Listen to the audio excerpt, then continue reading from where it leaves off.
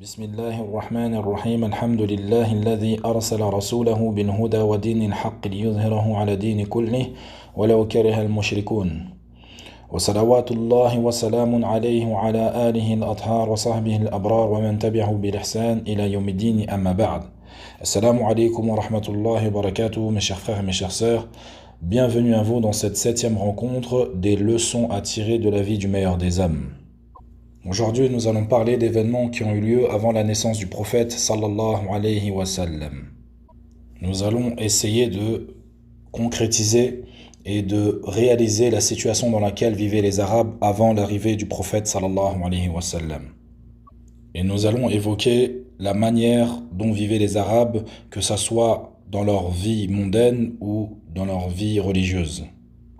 Nous nous apercevrons du changement radical entre l'avant-prophète et après l'arrivée du prophète sallallahu alayhi wa sallam. Nous avions évoqué précédemment que les Arabes à l'époque de Ibrahim alayhi salam et de Ismaïl vivaient sur la religion de Ibrahim alayhi salam jusqu'à ce que la tribu de Khuza'a prit la Mecque au détriment de la tribu de Jurhum. Et nous avions parlé de Amr ibn Luway qui, lorsqu'il a voyagé vers le Chem et qu'il a vu l'adoration des idoles, il en a récupéré une avec lui, il l'a emmené dans la terre des Arabes et il a instauré l'adoration des idoles au sein de la Mecque. Le prophète nous avait dit, sallallahu alayhi wa sallam, qu'il avait vu Amr en enfer traîner ses entrailles. Il est le premier à avoir modifié la religion de Ibrahim alayhi salam. Donc de sa faute, les gens adoraient ces divinités en dehors d'Allah. Nous évoquerons aujourd'hui la manière dont considéraient les Arabes ces divinités, l'importance qu'elles avaient dans leur vie. Les historiens nous enseignent qu'ils voyaient ces divinités comme un moyen entre eux et Allah Azza wa Jal. Comme le dit Allah Azza wa Jal dans le Coran, Ala lillahi ad-dinul khalis. والذين اتخذوا من دونه أولياء ما نعبدهم إلا ليقربونا إلى الله زلفى إن الله يحكم بينهم فيما هم فيه يختلفون إن الله لا يهدي من هو كاذب كفار. C'est à Allah qu'appartient la religion pure, tandis que ceux qui prennent des protecteurs en dehors de lui, ils disent « Nous ne les adorons que pour qu'ils nous rapprochent davantage d'Allah. » En vérité, Allah jugera parmi eux sur ceux en quoi ils divergeaient. Allah ne guide pas celui qui est un menteur et ingrat. Et avec cela, malgré tout, ils croyaient quand même en Allah du fait que c'était lui le créateur, celui qui donne la vie, qui donne la mort, que c'était lui le pourvoyeur.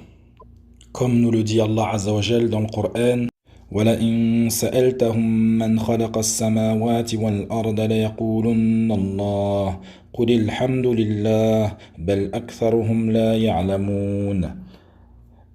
Si tu leur demandes qui a créé les cieux et la terre, ils diront certes Allah. Dis louange à Allah, mais la plupart d'entre eux ne savent pas. Ici les savants nous enseignent que les Arabes, leur plus gros manque, leur plus grosse erreur était dans le tawhid al-uluhiyya, le tawhid de l'adoration.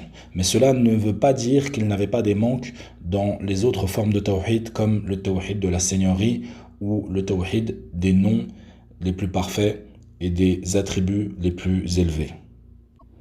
Non, les Arabes adoraient des idoles, ils adoraient des statues, également ils adoraient les étoiles.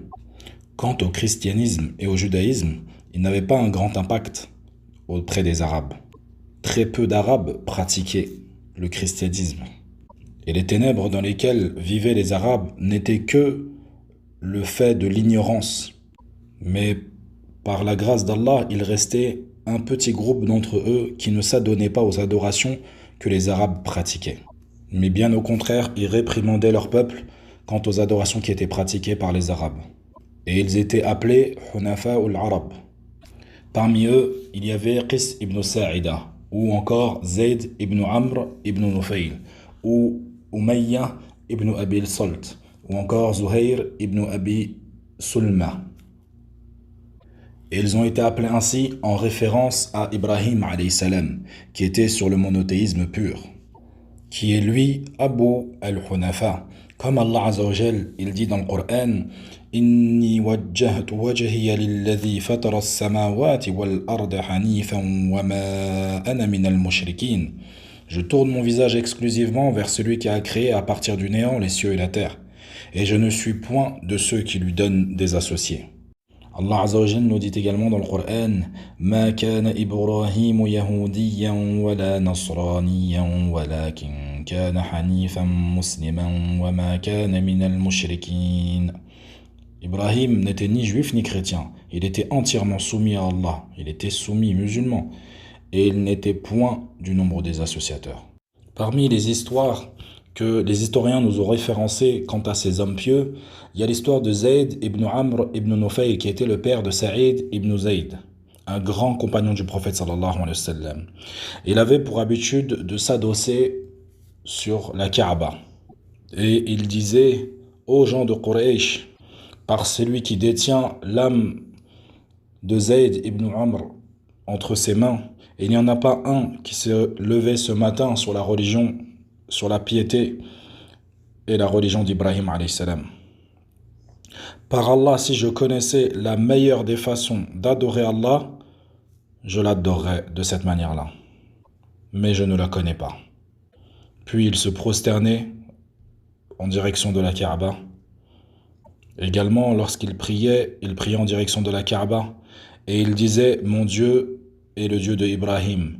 Ma religion est la religion d'Ibrahim. Également, parmi les actions de bien qu'il faisait, il allait voir l'homme qui voulait tuer sa fille par crainte de subsistance, par souci de subsistance, et il lui disait: Ne la tue pas, donne-la moi, je l'éduquerai. Quand elle grandira, si tu le souhaites, je te la rendrai. Il avait en lui la nature saine, la nature avec laquelle Allah Azza wa Jal a créé toute l'humanité. C'était le monothéisme pur. Et également, il refusait les viandes égorgées par les gens de la Mecque, car ils égorgeaient pour autre qu'Allah Azza wa Jal. Et il disait: Je ne mangerai pas les viandes que vous avez égorgées pour autre qu'Allah Azza wa Jal. Et je ne mangerai que ce qui aura été égorgé pour Allah.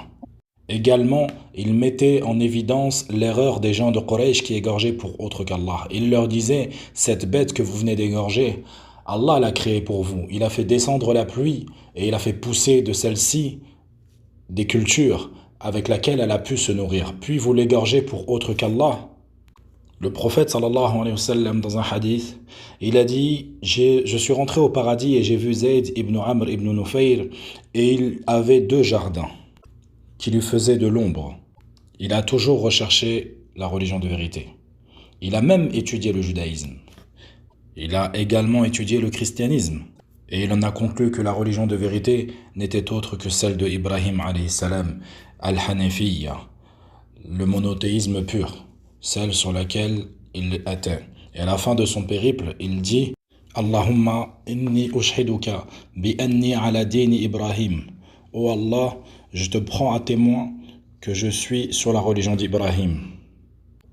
Et parmi les vers de poésie qui lui sont connus, il disait: رب واحد أم ألف رب أدين إذا تقسمت الأمور عزلت اللات والعزى جميعا كذلك يفعل الجلد الصبور فلا العزى أدين ولا ابنتيها ولا صنمي بني عمرو أزور. Et est-ce un seigneur ou 1000 seigneurs? Je condamne si les choses sont divisées. Je m'écarte de Lat et de l'Uzza, comme cela le patient procède. Ni Allat, ni ses 2 filles j'adore, et non plus les statues des enfants de Amr je visite. Et il se désavouait de tout ce qui était adoré en dehors d'Allah. Et Allat et Al-Uzza, ce sont 2 statues, 2 idoles qui étaient adorées en dehors d'Allah.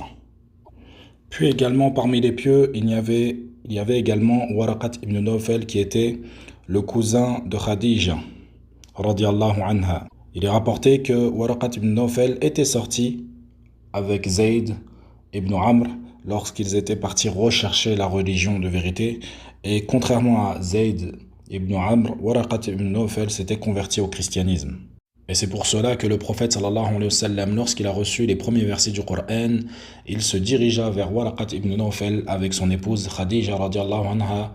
Et Waraqat ibn Nawfal lui a annoncé que l'être qui était venu à lui n'était autre que Jibril alayhi salam, qui était venu avant lui au prophète qui l'avait précédé. Et nous finirons en rappelant que ces histoires que nous venons d'évoquer sont juste un exemple pour montrer la situation dans laquelle vivaient les Arabes. Et également mettre en évidence ces hommes pieux qui étaient à l'extrême opposé de ce que faisait leur peuple, les Qurayshites, à ce moment-là. فنسأل الله جل وعلا أن يثبتنا على دينه وأن يمن علينا بعفوه ورضوانه إنه جواد كريم وصل الله وسلم على نبينا محمد وعلى آله وصحبه أجمعين